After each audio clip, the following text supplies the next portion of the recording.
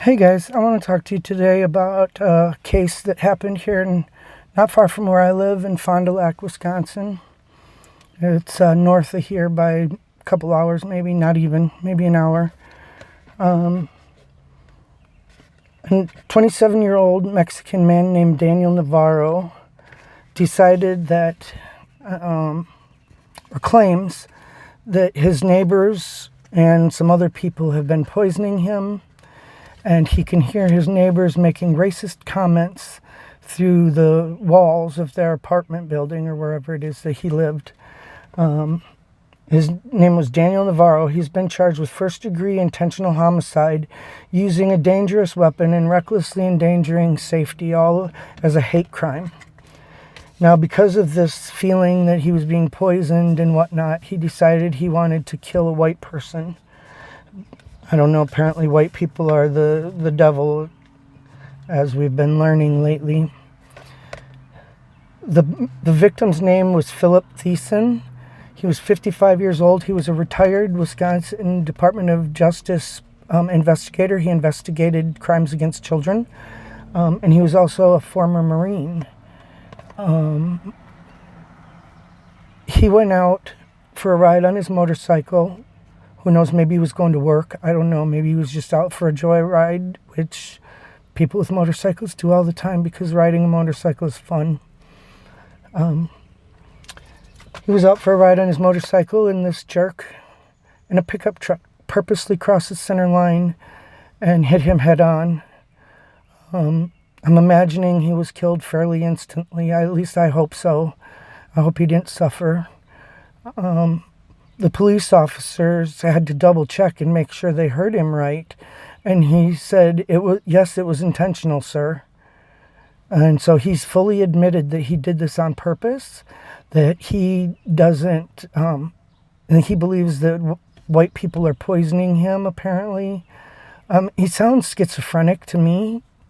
I mean, the paranoia that goes along with schizophrenia, that sounds a lot like, my neighbors are poisoning me, a former boss is poisoning me.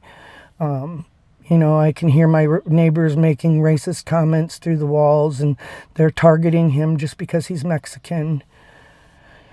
And all this leads me to be upset, even more so, about the demonization of white people lately.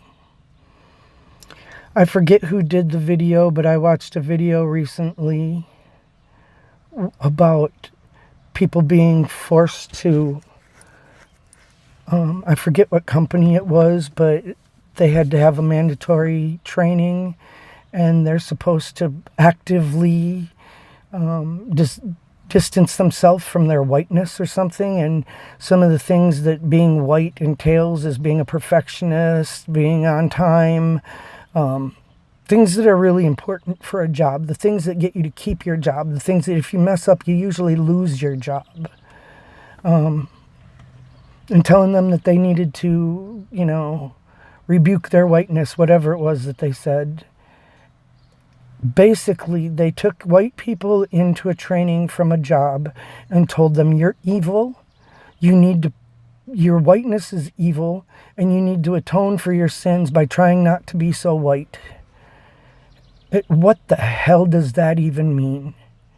What does it mean? Do you want me to be more black? I don't even know what that would entail. How do you be more black? How do you be more Mexican? How do you be more Asian? I mean, what do you want me to be? The demonization of white people is really starting to get dangerous, I think. This isn't the only case. I can't think of the other stuff off the top of my head, but I know there have been more cases of white people being victimized just for being white. The demonization of white people needs to stop. I'm not evil just because I'm white. I haven't had a privileged life. What was privileged about my life? I was raised in poverty, severe poverty. I remember living on macaroni and cheese and hot dogs for for so long that my dad will not eat another bowl of macaroni and cheese. He makes it for my mom, but he refuses to touch it because he is still 40 years later, still so sick of it that he can't stand to eat it. So I was raised in poverty. I was raised in a trailer court for part of my life, a really run-down, nasty trailer court. So I'm for real trailer trash. But I haven't had any privileges. I've been abused. I was abused so deeply that I developed a personality disorder because of it. And that personality disorder made me a target of police because I didn't know how to control myself. So I ended up going to jail quite a bit because of my inability to control myself.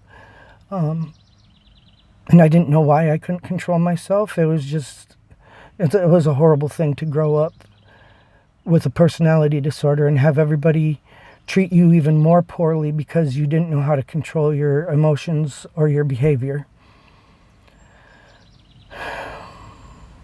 I've been poor pretty much my entire adult life. I don't work. I have like I said, I have a personality disorder that makes it very difficult for me to hold a job, to interact with people. I'm lucky that my husband is kind enough that he doesn't want me to work. He wants me to stay home and take care of myself and do what I feel like I need to do with my life, and not worry about that kind of stuff. So he works really hard. He works overtime whenever he can, and he takes the best care of me that he can. We're not rich by any stretch of the means. We can afford to do little things once in a while, like take a canoe down the river. That cost me like $30. We can afford to do little things like that, but we don't take vacations. We don't do stuff like that. To be continually told that I'm more privileged than a rich black person pisses me off. And I'm not a racist. I don't hate anybody. I don't hate black people. I wish them the best. I've been friends with black people. I don't happen to have any friends right now. So, of course, I'm not going to have any black friends if I don't have any friends. I got a couple people that I go see every once in a while, but they're just people I've known since I was a child. I don't even visit family. I'm not privileged. And I get really, really tired. I know I'm repeating myself, but I get so fucking tired of being told that I'm privileged and that I need to acknowledge my privilege, acknowledge how much better I have it than other people just because of the whiteness of my skin. And they say black people can't be racist. Okay. That racism requires prejudice plus power. Well, the women I met in prison, some of them, the black women I met in prison were absolutely racist. Even if you got to add that power to it, because 85% of the prison was black. That's just my guess. I'm just saying about 85% was black. There's way more black people in the prison than there were white people or Hispanic, or I don't remember really any Asian people. I was in maximum and medium security prisons. So to me, it's just, I lost my train of thought because that car drove by, but I'm just so sick of being demonized. It's dangerous. People are being hurt. This racism stuff has gotten so carried away that Black Lives Matter protesters are shooting little kids and killing them. 8-year-old little girl, Sequoia Turner, I believe her name was, in Atlanta. Her mom got confused and tried to do a U-turn near the barricade, and they just assumed that she was someone coming there trying to harm them, and they opened fire on the vehicle, and they killed a child. They killed a child. Now that's counting the 2 teenage boys that were killed in the chop. One, and then the 19-year-old young man, all black. But Black Lives Matter to these people. I think the sentiment of Black Lives Matter is amazing. Some people need to know. I mean, there are still racists and racism in this country. I'm not going to say there's not. Some people need to be reminded that Black lives do matter. The sentiment I believe in wholeheartedly. The organization, though, on the other hand, they're trained Marxists. They say so right on their website. The only thing they're interested in is, in my opinion, black supremacy. They're a wing of the Democratic National Party. They raise money for them through Act Blue.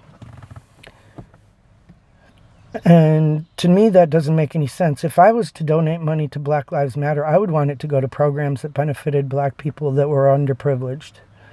I wouldn't want it to go to the Democratic National Party. I wouldn't want it to go to the DNC and politicians. That's not where that money is supposed to be going. I don't see how democratic policies have helped black people anyway. I listen to people like Candace Owens, who talks about I lost my train of thought again. This is getting ridiculous. I'm repeating myself. I'm pissed off. It may not sound like I'm pissed off, but I'm really pissed off. This has gotten completely out of control. This poor man, Phillip Thiessen, 55 years old, he was a retired cop. He was just minding his own business. As far as I know, he's not a racist. As far as that Mexican guy knows, he wasn't a racist because he didn't know anything about him. Apparently, he just assumed he was white because he was on a motorcycle. He couldn't even tell what race the man was. He just assumed that because he was on a motorcycle, he had to be white. Apparently, he doesn't know about all the black motorcycle clubs there are out there and all the black people that ride motorcycles. Because there's a lot.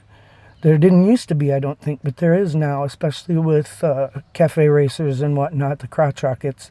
They like to do tricks and whatnot. I've seen, the sideshows and different things. But yeah, he hit him just because he was on a motorcycle and he assumed he was white.